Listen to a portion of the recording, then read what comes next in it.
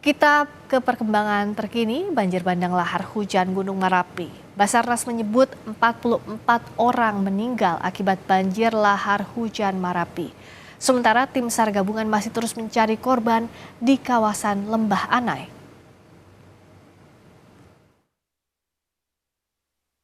Banjir lahar hujan Merapi menyebabkan sejumlah kabupaten di Sumatera Barat terdampak parah. Data dari Basarnas hingga Senin sore, 43 orang meninggal.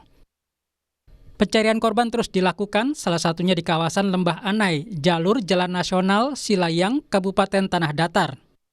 Sekitar 80 personel tim gabungan menyisir hingga ke hulu sungai Batang Anai. Diduga masih ada 6 orang lagi korban di titik ini. Banjir lahar hujan Merapi juga merusak Jalan Nasional Silayan.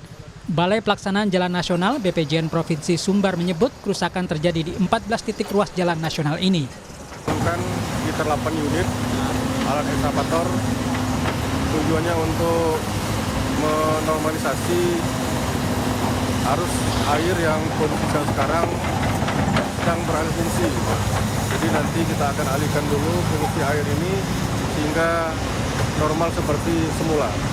Setelah itu baru bisa perbaikan jalannya kita tahap. Setelah itu baru kita perbaikan jalan. Banjir lahar hujan Merapi menerjang 3 kabupaten di Sumatera Barat. Di Kabupaten Agam ada 2 kecamatan yang terdampak. Sementara di Kabupaten Tanah Datar ada 3 kecamatan, sedang di Kabupaten Padang Panjang ada 2 kecamatan yang terdampak akibat banjir lahar hujan Merapi. Jarak kecamatan yang paling terdampak akibat banjir lahar hujan Merapi cukup dekat.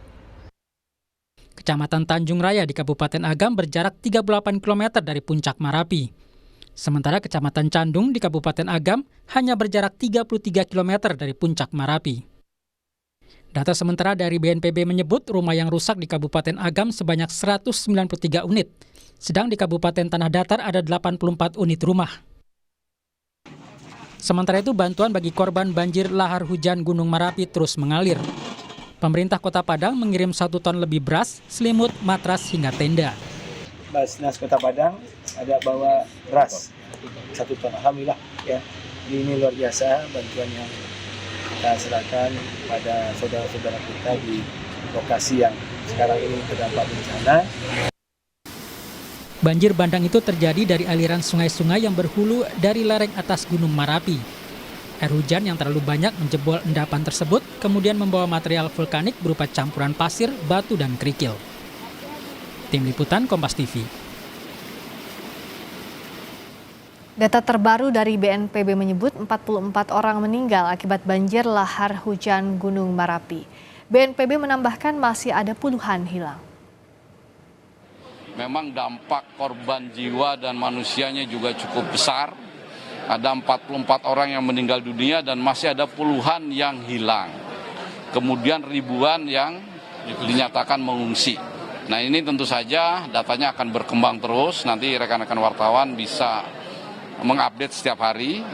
Kemudian dari pemerintah pusat dengan pemerintah provinsi, kabupaten, kota, TNI Polri sudah sepakat tadi kita menetapkan tanggap darurat ya. Di masa-masa tanggap darurat kita sepakat meyakinkan bahwa kebutuhan dasar masyarakat terdampak ini betul-betul harus terpenuhi.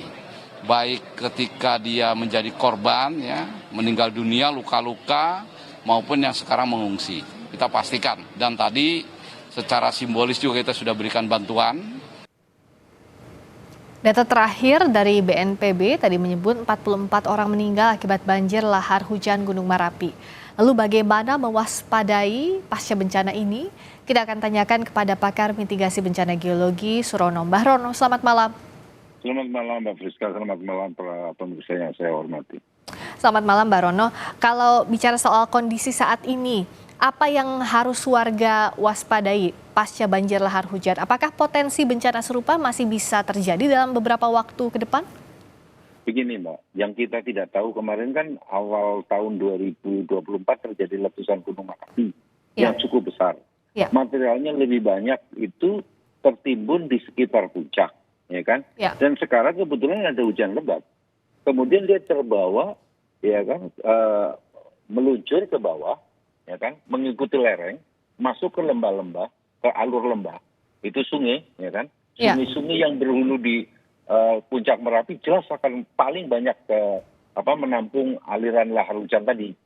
Jadi saya pikir masih ada, ya kan, dan terus ada karena Merapi ini kan sering meletus, gitu kan, meletus kecil-kecil yang materialnya akan jatuh di sekitar kawah saja, sekitar puncak. Maka hati-hati sekali untuk masyarakat, utama yang tidak jauh atau yang ada di bantaran sungai yang berhulu di puncak Merapi. Hati-hati jika di puncak Merapi terjadi hujan lebat. Ini bisa terjadi lagi. Dan ini bisa berlangsung lama. Beda dengan letusan Merapi itu sendiri. Waktu kemarin besar, hanya beberapa hari udah selesai letusannya. Ada korban memang karena mereka itu masuk dalam radius bahaya. Radius 3 km dari puncak Merapi. Dia kena, ya kan? Itu logis. Nah, sekarang logis yang berikutnya adalah bila mana terjadi hujan lebat di puncak Merapi, kemungkinan besar masih akan terjadi lahar hujan yang masuk ke sungai-sungai yang berhulu di puncak Merapi. Itu yang harus diwaspadai. Sangat diwaspadai. Harus sangat diwaspadai. Ini jalan waktu dekat ya Mbak ya. Mbak Rizka. Untuk jangka waktu menengah dan yang ke depan gitu ya. Ini kan akan berlangsung seperti ini bila mana material Gunung Merapi, letusan Gunung Merapi terlalu banyak. Hujan lebat pasti akan terjadi lagi di sungai-sungai yang berhulu di sana. Ya, papa betul ya pemukiman di bantaran sungai. Juga jalur jalan yang kalau bisa dipindahkan. Karena lebih baik memindahkan tidak terjadi apa-apa daripada tidak dipindahkan, ragu-ragu atau besar kemungkinan pasti akan terjadi. Ini akan terjadi lagi yang tidak tahu kapan. Tinggal nunggu saja gitu. Karena memang ada di daerah aliran sungai itu ya Mbah Rono ya. Betul. Dan inilah lahar hujan akan ke sana. Ya kan? Akan ke sana gitu. Tergantung sekarang bagaimana BMKG bisa memprediksi dalam waktu dekat atau beberapa hari ke depan masihkah ada hujan lebat di atas puncak Merapi.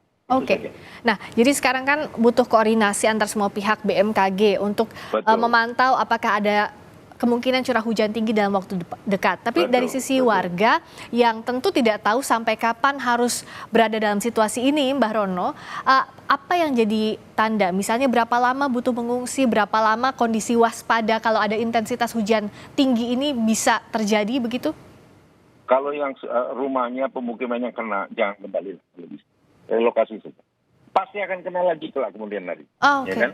Ya kan? Kalau yang kena ini ya jangan memaksa untuk pulang. Tunggu BMKG sampai di mana curah hujan di atas Merapi itu. Ya kan? Itu saja. Ya kan? Kalau yang udah kena, udah. Kalau bisa relokasi. Itu akan lebih aman. Karena sampai atau tidak ada metode yang bisa melihat apakah masih ada material atau tidak di puncak Merapi begitu ya? Ada foto satelit atau mungkin survei ke puncak ya. Tapi bahaya juga survei ke puncak sekarang. Terlalu dekat juga bahaya kalau tiba-tiba meletus bagaimana? Itu gunungnya sih setiap saat bisa meletus loh. Ya kan? Iya. Tadi kan juga disampaikan saat kunjungan Kepala BNPB bersama para stakeholders di Sumatera Barat bahwa kalau opsi relokasi itu kan sedang tahap assessment. Tapi jikalau relokasi itu daerah mana saja yang kemungkinan besar harus direlokasi? Artinya berapa kilometer atau aliran yang sungai hulu atau seperti apa? Gini kan, Sumatera Barat itu komplit bencananya, Mbak Rizka. Jadi ada longsor, ada banjir bandang seperti sekarang ini Galudo, ada gempanya, ya kan? Ada gempa di lepas pantai yang bisa menimbulkan tsunami, ya kan? Itu komplit, ada letusan gunung api. Jadi jangan direlokasi dari suatu daerah bahaya ke bahaya lain. Selidiki dulu, ya kan? Masuk daerah bahaya apa?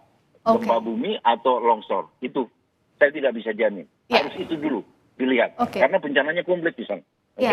Jadi pemetaan daerah bencana ini harus dikaji dengan matang agar tidak ada sampai mereka dipindahkan dari ancaman lahar hujan kemudian kena longsor atau kena gempa bumi kan kasihan gitu. Ya kan? Itu yang kita tunggu secara komprehensif harus dikaji dengan matang. Terima kasih banyak Mbah Rono, Pak Surono, sama-sama. pakar mitigasi bencana geologi. Terima kasih, selamat malam.